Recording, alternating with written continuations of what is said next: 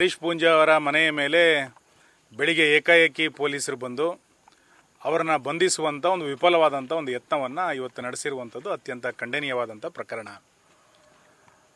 ಯಾವುದೇ ಕ್ರಿಮಿನಲ್ ಚಟುವಟಿಕೆಗಳಲ್ಲಿ ಹೆಚ್ಚು ಭಾಗವಹಿಸಿದವರ ಮೇಲೆ ಕ್ರಮವನ್ನು ಕೈಗೊಳ್ಳದೆ, ಒಬ್ಬ ಜನಪ್ರತಿನಿಧಿಯ ಮೇಲೆ ಯಾವುದೇ ನೋಟಿಸನ್ನು ಬೆಳಿಗ್ಗೆ ಕೊಡದೆ ಏಕಾಏಕಿ ಬಂಧನವನ್ನು 150ಕ್ಕೂ ಹೆಚ್ಚು ಪೊಲೀಸರು ಬಂದು ಮಾಡುವಂಥ ರಾಜಕೀಯ ಹುನ್ನಾರ ಇವತ್ತು ಏನು ನಡೀತಾ ಇದೆ.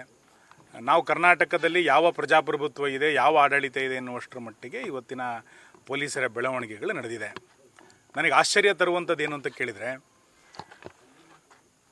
ಪಾಕಿಸ್ತಾನ್ ಜಿಂದಾಬಾದ್ ಅಂತೇಳಿ ಘೋಷಣೆ ಕೂಗುವಂಥವರ ಮೇಲೆ FIR ಹಾಕಲಿಕ್ಕೆ 4 ದಿನ ತೆಗೆದುಕೊಂಡ್ರು. ಬಂಧನ ಮಾಡಲಿಕ್ಕಲ್ಲ, FIR ಮಾಡಲಿಕ್ಕೆ 4 ದಿನವನ್ನು ಸರ್ಕಾರ ತೆಗೆದುಕೊಳ್ಳುತ್ತೆ.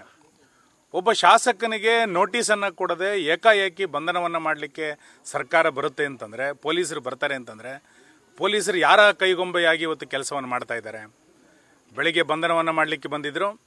ಕಾನೂನಿನ ಪ್ರಕಾರ ಬಂಧನವನ್ನು ಮಾಡಲಿಕ್ಕೆ ಸಾಧ್ಯ ಇಲ್ಲ. ಯಾವುದೇ ರೀತಿಯಾದಂಥ ತಪ್ಪನ್ನು ನಮ್ಮ ಶಾಸಕ ಮಾಡಿಲ್ಲ ಅನ್ನುವಂಥದ್ದನ್ನು ನಮ್ಮ ಉಳಿದಂಥ ಎಲ್ಲ ಹಿರಿಯರು ಮನವರಿಕೆ ಮಾಡಿಕೊಟ್ಟ ನಂತರ ಸಂಜೆ ನೋಟಿಸ್ ಕೊಡುವಂಥ ಒಂದು ಪದ್ಧತಿಯನ್ನು ಅವ್ರು ಮಾಡ್ಕೊಂಡಿದ್ದಾರೆ.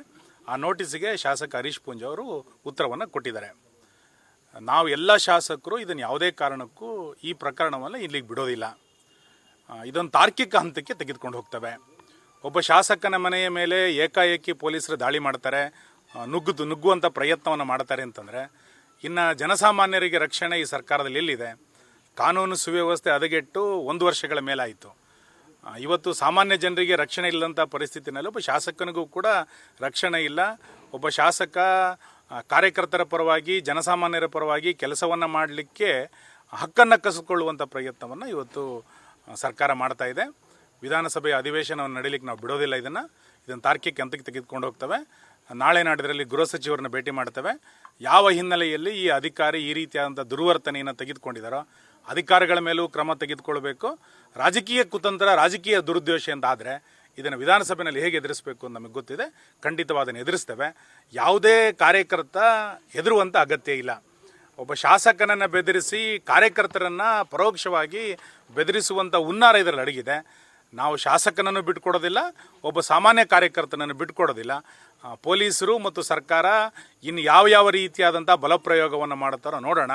ಇದೆಲ್ಲದನ್ನು ಕೂಡ ಅನುಭವಿಸಿ ಇದೆಲ್ಲ ನೋಡಿಕೊಂಡೆ ನಾವೆಲ್ಲರೂ ಕೂಡ ಶಾಸಕರಾದಂಥವ್ರು. ಸರ್ಕಾರ ಇದೊಂದು ಶಾಶ್ವತ ಸರ್ಕಾರ, ಕಾಂಗ್ರೆಸ್ ಆಳ್ವಿಕೆ ಶಾಶ್ವತ ಅಂತ ಅಂದ್ಕೊಂಡಿದ್ದಾರೆ. ಮುಂದಿನ ಫಲಿತಾಂಶದ ನಂತರ ಸರ್ಕಾರ ಏನೇನಾಗುತ್ತೋ ನೋಡೋಣ. ನಂತರ ನಾವು ಕೂಡ ನೋಡ್ತೇವೆ. ಇದನ್ನು ಯಾವ ರೀತಿ ರಾಜಕೀಯ ತಾರ್ಕಿಕ ಹಂತಕ್ಕೆ ತೆಗೆದುಕೊಂಡು ಹೋಗ್ಲಿಕ್ಕೆ ಸಾಧ್ಯ ಇದೆಯೋ ಆ ಎಲ್ಲ ತಾರ್ಕಿಕ ಹಂತಕ್ಕೆ ತೆಗೆದುಕೊಂಡು ಹೋಗುವಂಥ ಪ್ರಯತ್ನವನ್ನು BJP ಶಾಸಕರು ಒಟ್ಟಾಗಿ ತೆಗೆದುಕೊಂಡು ಹೋಗಿ ನಾವು ಮಾಡ್ತೇವೆ. ಗೊತ್ತಿಲ್ಲ, ಶಾಸಕರಿಗೆ ಸಂಜೆ ನೋಟಿಸ್ ಕೊಟ್ಟಿದ್ದ ನಂತರ ಇವತ್ತು ಅವರು ಆ ನೋಟಿಸಿಗೆ, ಮತ್ತು ಇದರಲ್ಲಿ ಭಾಳ ಗಂಭೀರವಾಗಿ ಏನು ಅಂತಂದರೆ, ನೋಟಿಸ್ ಸಿಕ್ಕ ಕೂಡಲೇ ಶಾಸಕರು ಸ್ವತಃ ಪೊಲೀಸ್ ಸ್ಟೇಷನಿಗೆ ಬಂದು ಆ ನೋಟಿಸಿಗೆ ಉತ್ತರವನ್ನು ಕೊಟ್ಟಿದ್ದಾರೆ. ಅಂದರೆ ಕಾನೂನಿಗೆ ಕೊಡಬೇಕಾದಂಥ ಗೌರವವನ್ನು ಹರೀಶ್ ಪೂಂಜಾ ಅವರು ಅತ್ಯಂತ ಸಹಜವಾಗಿ ಕೊಟ್ಟಿದ್ದಾರೆ. ನೋಟಿಸಿಗೆ ನಾನು ಕೊಡೋದಿಲ್ಲ, ನಾನು ನಾಳೆ ಬರ್ತೇನೆ, ಇವತ್ತು ಬರ್ತೇನೆ ಅದು ಏನೂ ಹೇಳಲಿಲ್ಲ. ಸಂಜೆ ನೋಟಿಸ್ ಸಿಕ್ಕ ಕೂಡಲೇ ಇವತ್ತು ಬಂದು ಹಾಜರಾಗಿದ್ದಾರೆ. ಆ ನೋಟಿಸಿಗೆ ಎಲ್ಲ ರೀತಿಯಾದ ಉತ್ತರವನ್ನು ಕೊಟ್ಟಿದ್ದಾರೆ. ಇಷ್ಟು ಸೌಜನ್ಯ ಒಬ್ಬ ಶಾಸಕ ತೋರಿಸ್ತಾ ಇರುವಂಥ ಸಂದರ್ಭದಲ್ಲಿ ಇಲಾಖೆಯೂ ಕೂಡ ಇಷ್ಟೇ ಸೌಜನ್ಯವನ್ನು ತೋರಿಸಬೇಕಾಗಿತ್ತು. ಪೊಲೀಸರು ಗೂಂಡಾಗಿರಿಯನ್ನು ಮಾಡಲಿಕ್ಕೆ ಇರೋದಲ್ಲ. ಪೊಲೀಸರು ಸಾರ್ವಜನಿಕರ ಜೊತೆಗೆ ಸೌಜನ್ಯದಿಂದ ವರ್ತಿಸಬೇಕು, ಜನಪ್ರತಿನಿಧಿ ಜೊತೆಗೆ ಅತ್ಯಂತ ಗೌರವದಿಂದ ವರ್ತಿಸಬೇಕು.